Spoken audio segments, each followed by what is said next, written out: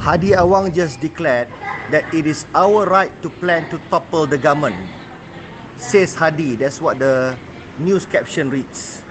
Okay, Hadi is of the opinion that he has the right to topple this government, and we all know how he wants to do it. Now, I want to make it plain and clear for all Malaysians to understand. What Hadi is saying is true.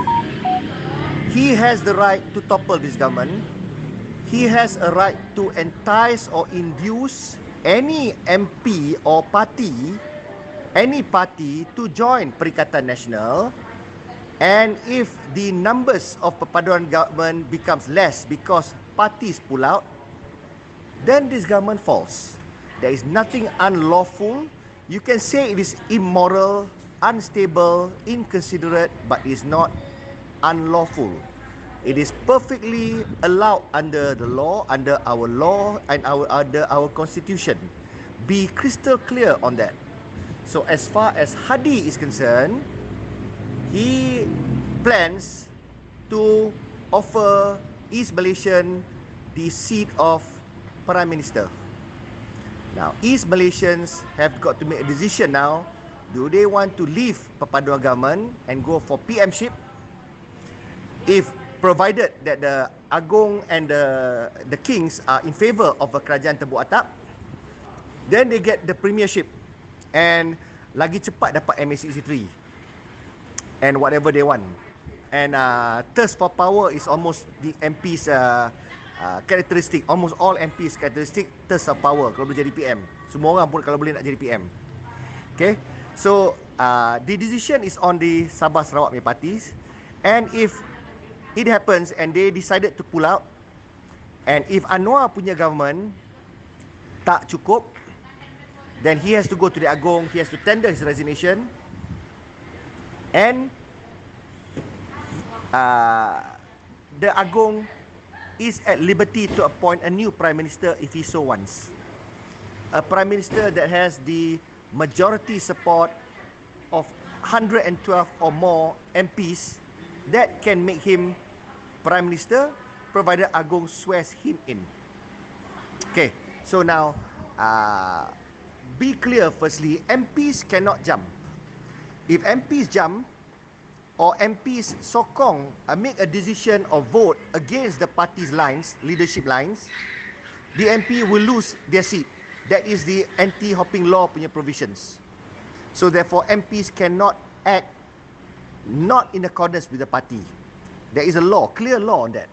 Which is why UMNO punya MPs yang tak berapa sokong Anwar nak sokong Muhyiddin cannot, because they have to follow the party leadership, which is Zahid, and Zahid sokong Anwar, and they all have to sokong Anwar, and their vote got to be that way, because the minute they vote something else, they lose their seat. They don't want to lose their seat because MP punya position is comfortable, it's nice. Okay, now when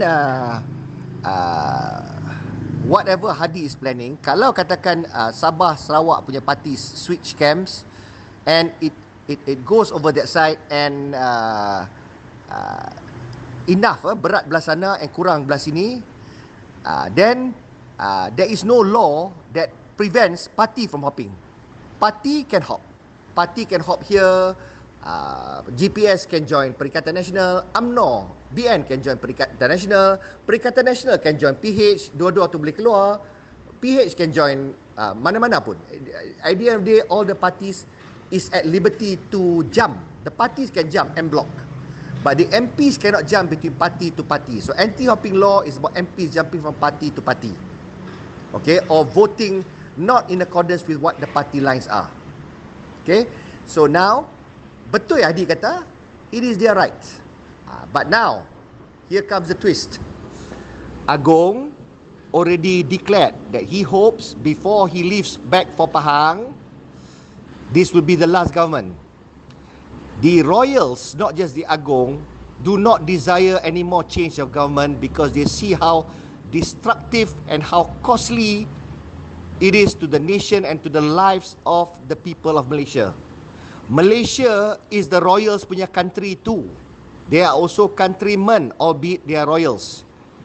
They also love their country.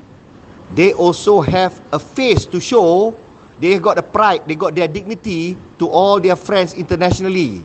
They are also friends with royals from other countries. Other royals tanya mereka, apa ni, apa punya negara you have ni, what kind of country is this? Malu. The kings don't even know where to put their face when we have scandals, corruption scandals, prime minister being the most corrupted, the biggest thief ever, darurat punya lama during COVID, the kind of nonsense the Perikatan Nasional did and even Barisan Nasional before that did, memalukan. The kings are embarrassed. They won't tell you this, but empathize their situation. If I'm the king, it will be a lot, it's very painful for me.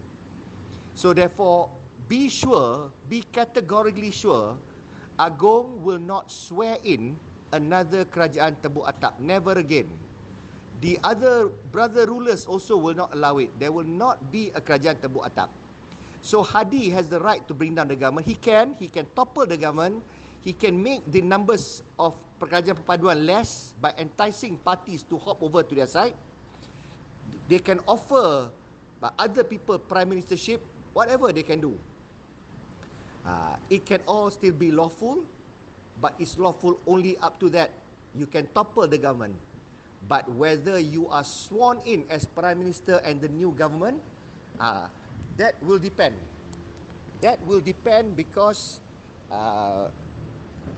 it is up to the kings whether they agree to swear in or they want you to go for elections. So my guess is Agong will tell them to dissolve the government. Anwar will go to Agong and say dissolve government. Therefore, we're not going to get a new kerajaan tebuk atap. This government may fall. But if that happens, we will go for an early GE16 immediately. Ada campaign period lah, immediate, not so immediate lah, 1-2 bulan I think at least. And even though it's costly to the country, even though it's disruptive and unstable for the country, we become a joke, tapi the royals got no choice. But the royals will be ever so unforgiving to Hadi and Perikatan Nasional. They will see, they and the rakyat and the world will see through and through what Perikatan Nasional is all about. It's all self-serving. They are so destructive. They are so greedy. They are so power crazy.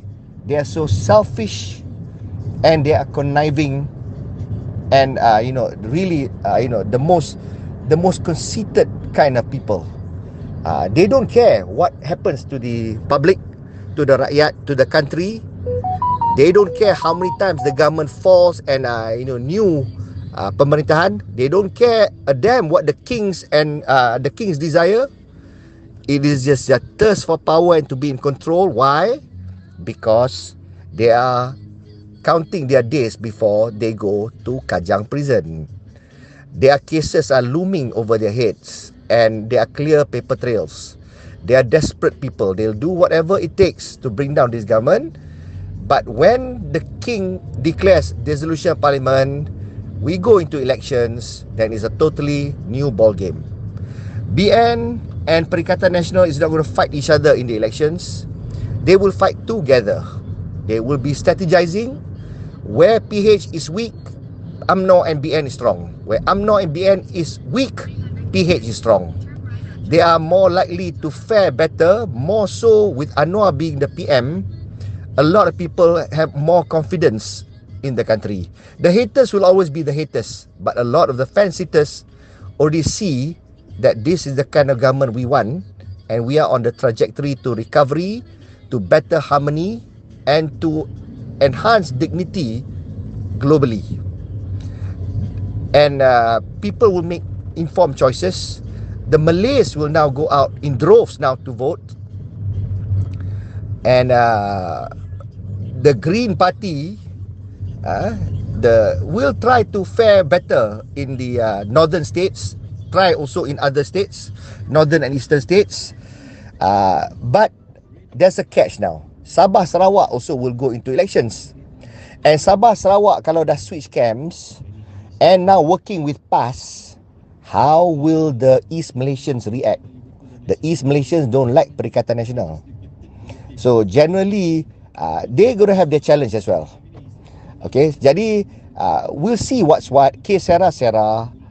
If there is an election, so be it. Let's go and vote.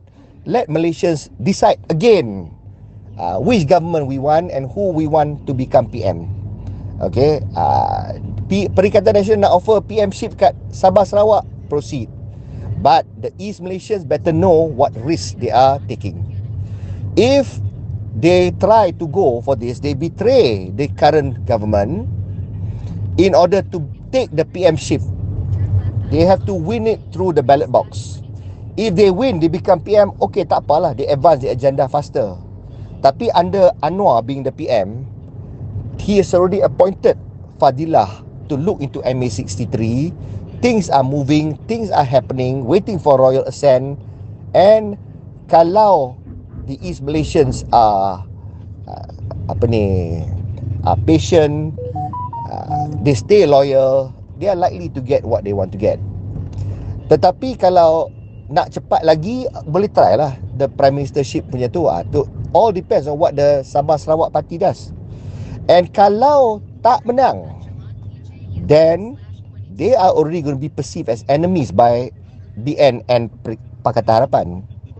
Jadi kalau katakan Pakatan Harapan dengan BN again form government, you can be sure that GPS will not be part of it, and GPS and the other Sabah parties will be outside and opposition. Then the East Malaysians can kiss goodbye to MA63. That will not happen. Everything stops. There's no more DPM to look into it. And why should Anwar focus on that now? Because at the end of the day, the perpaduan government would have been betrayed by the East Malaysians.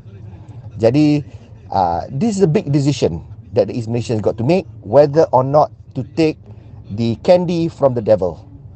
This is something that they should be wary about, because they can lose everything if they're greedy. Tapi tengok macam mana pun, one thing for sure, Agong and the King will not allow kerajaan tebuk atap. This is sure, ya. They will revert the mandate to the rakyat. Rakyat West Malaysia and East Malaysia, pilihlah government. And again, everybody goes to the gambling table lah. Gamble and tengok macam mana. And and see who fares better. Ke sera-sera. Tengoklah apa jadi.